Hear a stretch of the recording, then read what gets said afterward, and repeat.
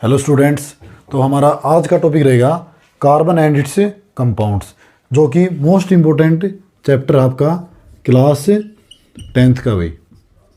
ठीक है, केमिस्ट्री का chapter number class 10th chapter number 4। Clear. तो चैप्टर का नाम ही जैसे कार्बन है एंड इट्स कंपाउंड, तो कार्बन के बारे में हमें स्टडी करनी है। कार्बन है क्या, लिविंग है या नॉन लिविंग है, ठीक है, मेटल है नॉन मेटल है, इससे कितने सारे कंपाउंड बनाए जा सकते हैं, कितने बने हुए हैं। और कार्बन एंड इट्स कंपाउंड आपका एक्चुअली ऑर्गेनिक केमिस्ट्री का ही एक छोटा सा पार्ट है, तो इसको हम समझेंगे बड़े ध्यान से। ठीक है, तो कार्बन एंड इट्स कंपाउंड में बेटा क्या है, सबसे पहले चैप्टर का नाम ही कार्बन है, तो कार्बन के बारे में हमें, इसकी सभी प्रॉपर्टीज़ के बारे में हमें पता होना चाहिए। तो सबसे पहले कार्बन का आपको, जैसे आप 9th क्लास में पढ़ के आए होंगे, कार्बन का एटॉमिक नंबर कितना होता है बेटा, 6। क्लियर। अब 6 एटॉमिक नंबर होता है कार्बन का, और आप इसको ब्रेक डाउन कैसे करोगे, मतलब ब्रेक डाउन का मतलब सेल्स में, जो कल मैंने डायग्राम बनाया था how to break down carbon, मतलब इलेक्ट्रॉनिक कॉन्फ़िगरेशन कैसे लिखेंगे। जैसे पहली सेल में कितने इलेक्ट्रॉन आते थे, 2, दूसरी सेल में 8, लेकिन हमारे पास तो सिर्फ 6 है ना, तो हम 6 ही लेंगे। तो कैसे ब्रेक डाउन करेंगे, 2 में, और दूसरी सेल में 8 की जगह कितना आएगा बेटा, 6 आएगा यहाँ पे, 4 कार्बन। तो 2 और आपका कितना बचा, 4, मैं यहाँ पे लिख देता हूँ 4। तो टोटल कितने हो गए, 6 इलेक्ट्रॉन हो गए। ठीक है, अब कल जो मैंने टॉपिक पढ़ाया था आपका, मतलब वैलेंसी वाला, तो उसमें क्या बताया था मैंने आपको, जो लास्ट वाली सेल में इलेक्ट्रॉन होते हैं उनको हम क्या कहते हैं बेटा, वैलेंस इलेक्ट्रॉन। अब जैसे इसके वैलेंस इलेक्ट्रॉन 4 है, ठीक है, अब किसी एटम के 0, 1, 2, 3, 4, मतलब अप टू 1 to 4 तक आपके अगर लास्ट सेल में इलेक्ट्रॉन प्रेजेंट है तो वो आपका वैलेंस इलेक्ट्रॉन होगा, और आपकी वैलेंसी भी क्या रहेगी बेटा, 4 ही रहेगी। तो कार्बन की वैलेंसी कितनी है, यहाँ पर 4 है। ठीक है, तो ये पहला पॉइंट, क्या, कार्बन का एटॉमिक नंबर 6, कार्बन के वैलेंस इलेक्ट्रॉन कितने, 4, और कार्बन की वैलेंसी कितनी, 4। ठीक है, सब एक बार इसको ध्यान से देखें बेटा।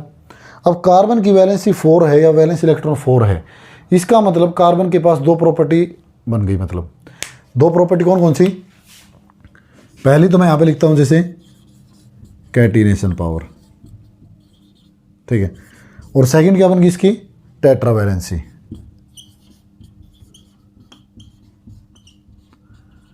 Tetravalency of carbon. क्लियर। अब इन दोनों टॉपिक्स को एक एक करके समझते हैं। जैसे टेट्रावैलेंसी ऑफ कार्बन का मतलब तो ये है बेटा कि कार्बन के पास वैलेंसी 4 है, तो ये 4 इलेक्ट्रॉन या 4 बॉन्ड आपका ये बना सकता है किसी अदर कार्बन एटम के साथ। ठीक है, carbon always make 4 bond to other element. ठीक है, कार्बन आपका 4 बॉन्ड बनाएगा, 4 से ज़्यादा नहीं बनाएगा। अगर 4 से कम है या ज़्यादा है तो वो अनस्टेबल कंपाउंड माना जाएगा अपना। क्लियर बेटा। अब कैटिनेशन पावर क्या है, ये तो हमने समझ लिया। टेट्रावैलेंसी का मतलब इसके पास 4 वैलेंसी है, और ये 4 ही बॉन्ड बनाएगा किसी एलिमेंट, खुद के साथ या दूसरे किसी एलिमेंट के साथ। क्लियर। अब हम समझते हैं कैटिनेशन पावर को। मेरे को इसको साफ करना पड़ेगा एक बार।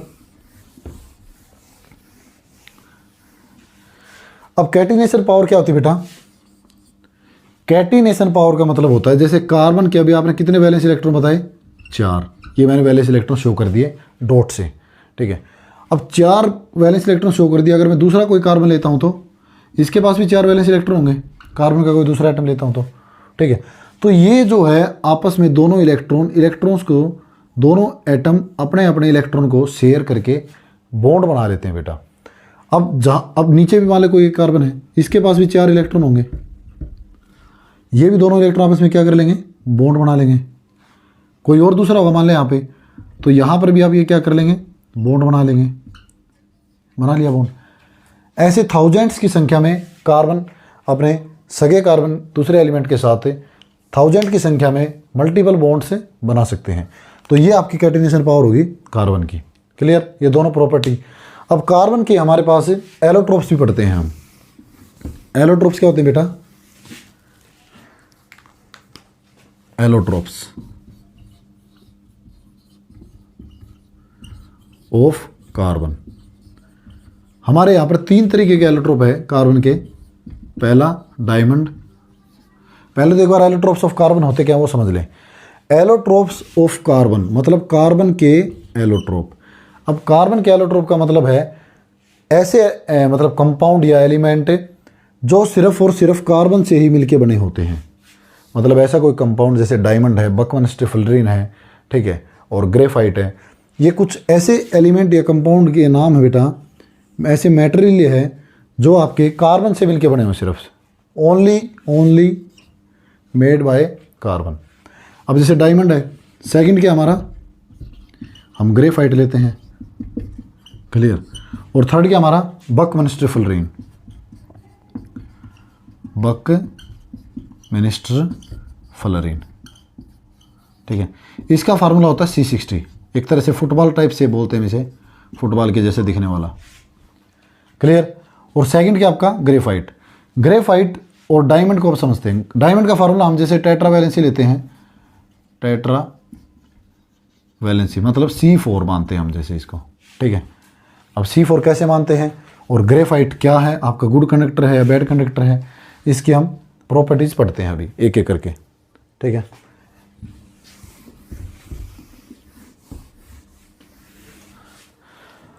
अब जैसे मैं डायमंड की बात करूं,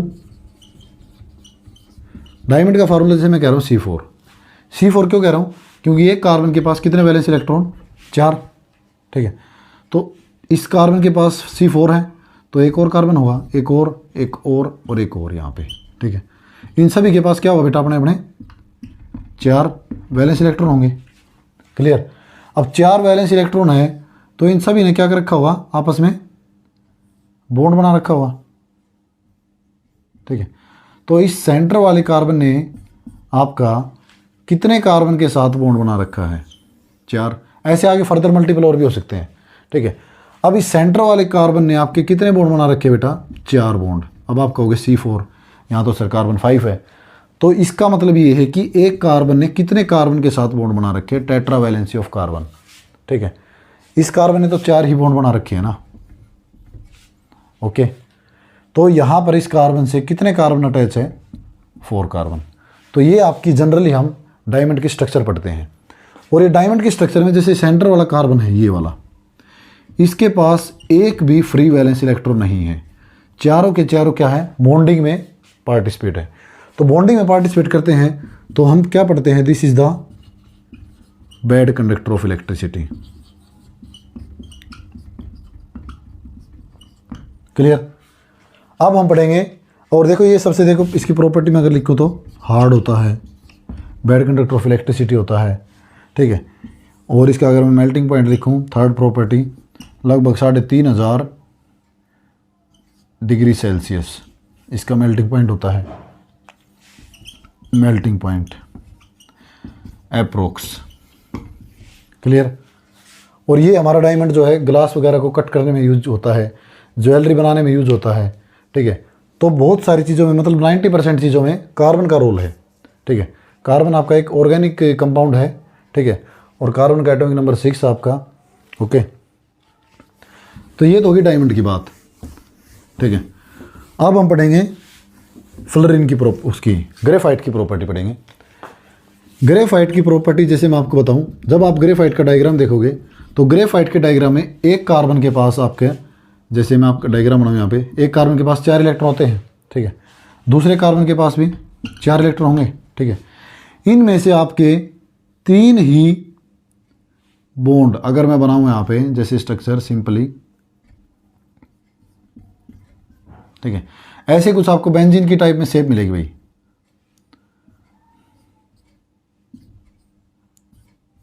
ठीक है। ये सिंपली मैंने वैसे बनाया है। तो कहने का मतलब है जो भी आपका कार्बन है, इस कार्बन ने सिर्फ और सिर्फ आपके 3 बॉन्ड बना रखे होंगे, 3 बॉन्ड, और चौथा इलेक्ट्रॉन इसके पास क्या होगा, वैकेंट होगा, ओके। तो फोर्थ इलेक्ट्रॉन, एक इलेक्ट्रॉन एक कार्बन के पास वैकेंट है, तो ऐसे तो मल्टी कार्बन एटम्स है, तो इन सभी के पास क्या होगा, अलग अलग इलेक्ट्रॉन्स प्रेजेंट होंगे, फ्री इलेक्ट्रॉन्स, ठीक है। आप इसको देखिए ध्यान से जूम करके। तो एक कार्बन ने कितने कार्बन के साथ बॉन्ड बना रखा है बेटा, इस वाले कार्बन ने सिर्फ और सिर्फ 3 कार्बन के साथ। इस कार्बन ने 3 कार्बन के साथ बॉन्ड बना रखा है, ये बात बोल रहा हूँ मैं। तो यहाँ पर तो एक फ्री वैलेंस इलेक्ट्रॉन है, ऐसे ही सबके पास एक क्या हुआ, फ्री वैलेंस इलेक्ट्रॉन। ऐसे तो मल्टी फ्री इलेक्ट्रॉन्स होंगे, तो मल्टी फ्री इलेक्ट्रॉन्स होंगे तो आपका क्या हुआ, due to multi free electrons, ये क्या करेगा आपका, as a good conductor of electricity. Clear. इसका डायग्राम आप बुक से देख सकते हैं, मैंने सिर्फ छोटा सा बनाया आपका ये, ताकि आपको समझ में आए कि एक कार्बन आपका कितने बॉन्ड बनाता है। क्लियर। तो as a good conductor of electricity ये रोल प्ले करेगा। ठीक है। अब जैसे जो पेंसिल होती है, पेंसिल का जो आगे हम उसको सुरमा बोलते हैं, तो वो आपका ग्रेफाइट से बना हुआ है, और उस अगर सुरमे से अगर उसके हम दोनों तरफ वायर जोड़ दें तो उसमें से करंट पास होगा बेटा। ठीक है। तो graphite is a good conductor of electricity. Third हम क्या पढ़ते हैं,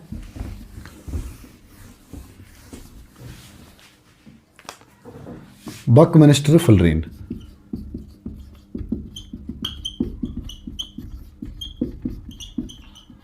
बकमिंस्टर फुलरीन का फार्मूला क्या बेटा, C60। ठीक है। फुटबॉल की टाइप शेप होती है इसकी, और इसके बारे में बस इतना, हम ज़्यादा स्टडी नहीं करते। ठीक है। तो ये 3 एलोट्रोप्स थे कार्बन के। अब मैं बात करता हूँ आपका कोवलेंट बॉन्ड की, how to covalent bond form by carbon. अब जैसे मैं एग्जांपल लेता हूँ CH4 का। ठीक है। Covalent bond formation of carbon. Clear. Carbon के अलावा और भी कंपाउंड्स है जो कोवलेंट बॉन्ड बनाते हैं, तो मैंने यहाँ पे सिर्फ CH4 लिया ताकि आपको कार्बन कैसे कोवलेंट बॉन्ड बनाता है, कैसे इलेक्ट्रॉन को शेयर करके बॉन्ड बनाता है, हम उसको सीखेंगे। तो सबसे पहले जैसे आपको पता है कि कार्बन के पास कितने वैलेंस इलेक्ट्रॉन, 4। अब 4 वैलेंस इलेक्ट्रॉन है, और हाइड्रोजन भी कितने ले रखे मैंने, 4। एक हाइड्रोजन सभी को दे दो भाई। और हाइड्रोजन के एक हाइड्रोजन के पास कितने इलेक्ट्रॉन होते हैं, 1, क्योंकि हाइड्रोजन का एटॉमिक नंबर 1 है। ठीक है। अब इस कार्बन ने के पास जो एक इलेक्ट्रॉन था, इसने इस हाइड्रोजन के साथ क्या कर लिया, शेयर करके आपका ये बॉन्ड फॉर्मेशन कर ली, कोवलेंट बॉन्ड। क्लियर। अब कोवलेंट बॉन्ड में से मतलब हाइड्रोजन तो आपका बनाएगा डबलेट। डबलेट का मतलब हाइड्रोजन तो एक ही बॉन्ड बनाता है किसी दूसरे एलिमेंट के इलेक्ट्रॉन के साथ, और उसको हम किसी बॉन्ड में कितने इलेक्ट्रॉन होते हैं बेटा, एक बॉन्ड में कितने इलेक्ट्रॉन होते हैं, 2 electron present in bond. But जो कार्बन आपका वो तो ऑक्टेट बनाता है। ऑक्टेट का मतलब कार्बन आपका 4 बॉन्ड बनाएगा, और 4 बॉन्ड में कितने इलेक्ट्रॉन होंगे, जब एक बॉन्ड में 2 इलेक्ट्रॉन है तो 4 बॉन्ड में कितने होंगे, 8 इलेक्ट्रॉन। तो ऐसे ही कार्बन ने चारों हाइड्रोजन के साथ इलेक्ट्रॉन को शेयर करके आपका ये ऑक्टेट क्या किया, कंप्लीट किया। 2 इलेक्ट्रॉन यहाँ से, 2 इलेक्ट्रॉन यहाँ से, 2 इलेक्ट्रॉन यहाँ से, और 2 इलेक्ट्रॉन यहाँ से।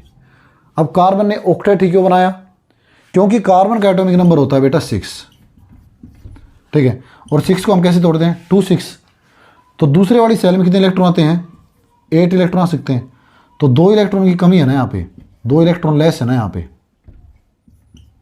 तो 2 इलेक्ट्रॉन क्या करता है, कार्बन एक्सेप्ट कर लेता है। ठीक है।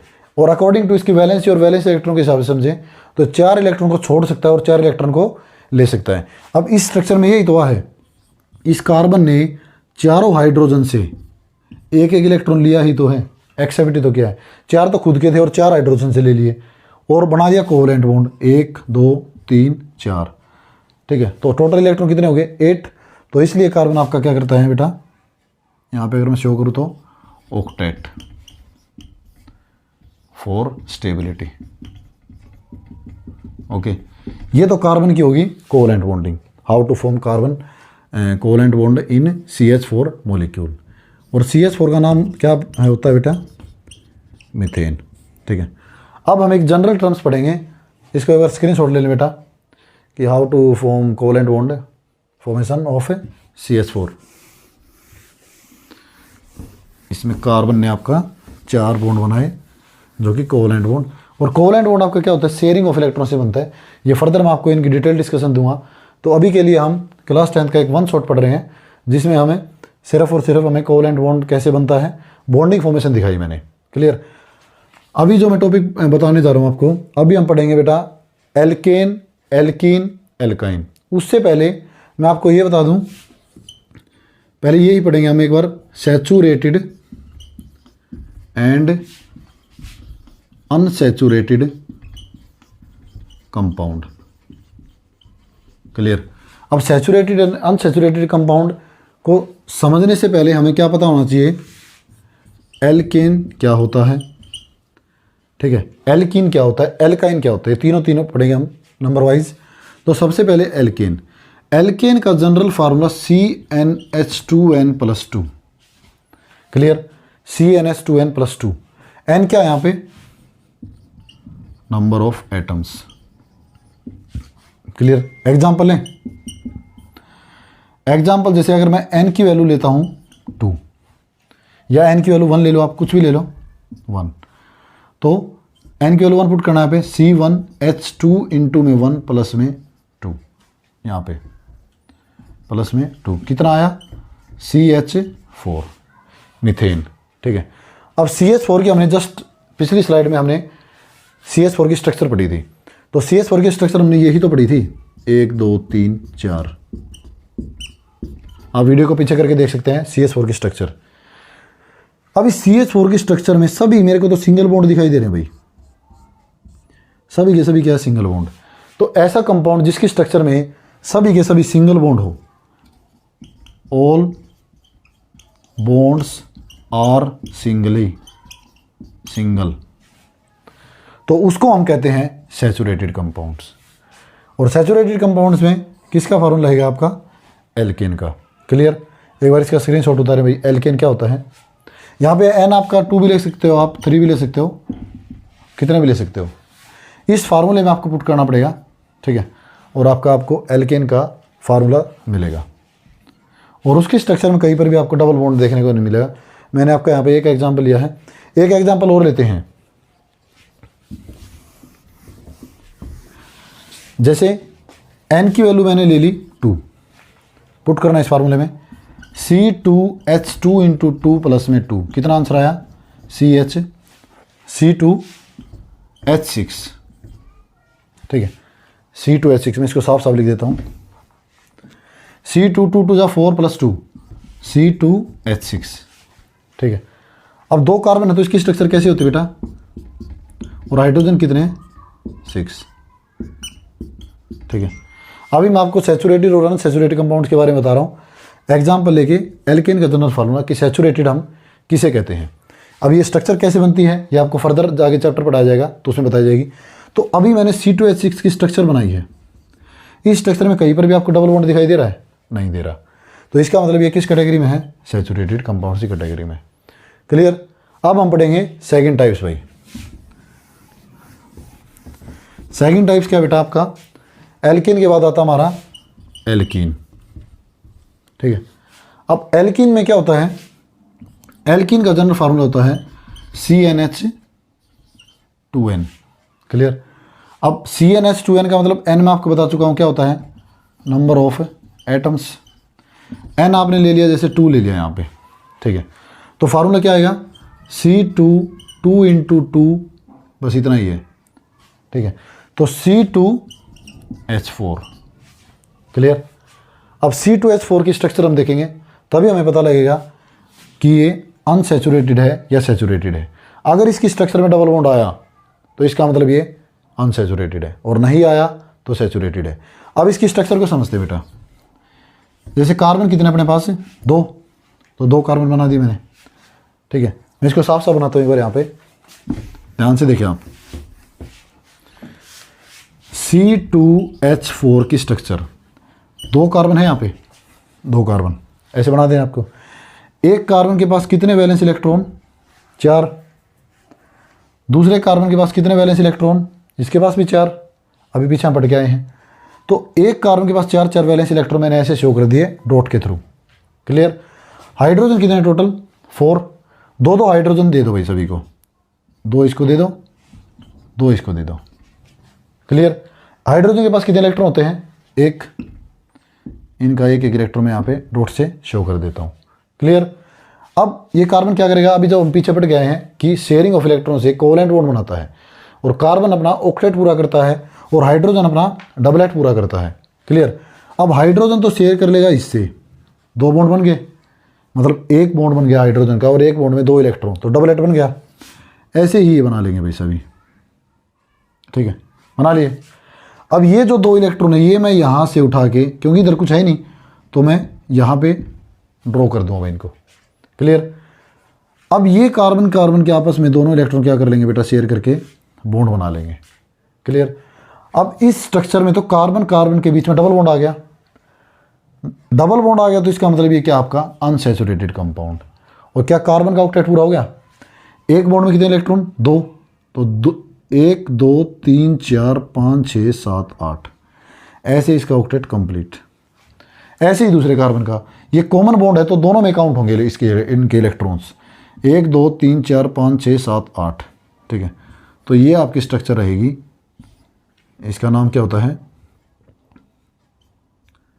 आपका C2 है तो इथीन, ठीक है, एल्कीन भी बोलते हैं जैसे। तो जिसके लास्ट में ईन आ गया, इसका मतलब उसमें क्या आएगा आपका, मैं यहाँ पे लिखता हूँ डबल बॉन्ड, और उसका फार्मूला क्या रहेगा, ये वाला। क्लियर कर लोगे। ऐसे आप फर्दर n की वैल्यू आप 3 4 5 जितनी भी आप लेना चाहो उतने आप ले सकते हो। अब बात करेंगे हम एल्काइन की। एल्काइन, तो पिछली वीडियो में बेटा हमने पढ़ा था एल्केन एल्कीन के बारे में, अब हम पढ़ेंगे एल्काइन के बारे में। अब इसमें YNE आ गया ना, YNE का मतलब होता है बेटा इसमें आपके 3 बॉन्ड आपको देखने को मिलेंगे, ठीक है। 3 बॉन्ड कैसे, एल्काइन का जनरल फार्मूला होता है CnH2n-2। क्लियर।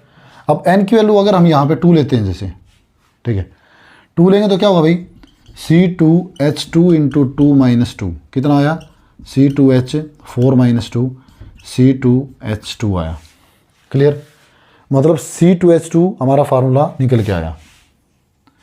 अब हम C2H2 की स्ट्रक्चर पढ़ते हैं बेटा, कैसे बनेगी, क्या इसमें सच में 3 बॉन्ड आ रहे हैं, 3 बॉन्ड कैसे आ रहे हैं और कौन से 3 बॉन्ड बोल रहा हूँ मैं, 1 कार्बन 2 कार्बन बना लिए सेम, ठीक है। हाइड्रोजन कितने हैं, 2, एक हाइड्रोजन दे दो भाई, इधर बनाता हूँ मैं, ठीक है। इसको सीधा बनाते हैं थोड़ा, एक बार देखना आप, C2H2, 1 कार्बन यहाँ पे, 1 कार्बन यहाँ पे, 1 हाइड्रोजन यहाँ पे, क्योंकि 2 हाइड्रोजन है तो 1 हाइड्रोजन दे दो भाई सभी को। क्लियर। अब 1 कार्बन के पास कितने वैलेंस इलेक्ट्रॉन, 1 2 3 4, 1 2 3 4। मैंने 3 इसलिए लिखे क्योंकि हाइड्रोजन तो 1 ही है ना, तो 1 ही इलेक्ट्रॉन कार्बन का मैं उधर लिखूंगा। यहाँ पे हाइड्रोजन का 1 इलेक्ट्रॉन यहाँ पे, तो इसके बाद क्या हुआ बेटा, 1 बॉन्ड इसने शेयर कर लिया, ठीक है, और इन तीनों ने आपस में शेयर करके क्या कर लिया, बॉन्ड बना लिया, ठीक है। तो इस कार्बन कार्बन के बीच में कितने बॉन्ड आ गए, 3, तो 3 बॉन्ड आ गए। तो इसमें आपका अगर मैं बताऊं आपको तो 2 तो होते हैं पाई बॉन्ड, आपको बड़ी क्लास में बता जाएगा इसका डिटेल में, 1 होता है सिग्मा बॉन्ड। तो ऐसे करके 3 बॉन्ड होते हैं, ठीक है। तो जिसमें 3 बॉन्ड आपका वो क्या होगा, एल्काइन और अनसैचुरेटेड कंपाउंड्स की कैटेगरी